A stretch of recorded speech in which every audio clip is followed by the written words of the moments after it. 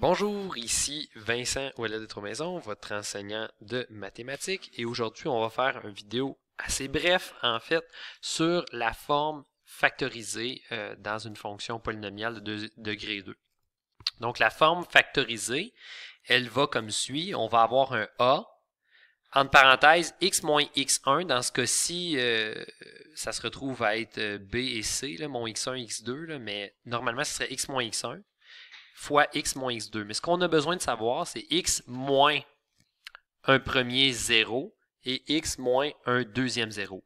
Donc ici, on se retrouve avec les deux zéros suivants, 1 et 5. Donc 1 fois x moins 5, x moins 1, bien, on va avoir les zéros 5 et 1.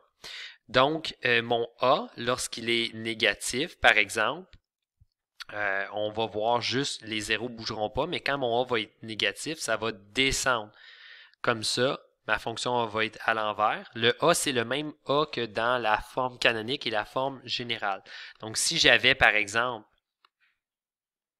un 0 qui était à moins 5, on verrait ici x plus 5 parce que ma formule, c'est x moins x1. Hein. Si on le voit ici, c'est x... un peu. C'est y est égal à a fois x moins x1, qui est mon premier 0, x moins x2. Donc, si j'ai un 0 à moins 5 et un 0 à 2, exemple, je vais avoir la règle y est égal à a fois x moins 5, donc plus 5, fois x moins 2. Donc, il n'y a pas grand-chose d'autre à dire sur cette forme-là.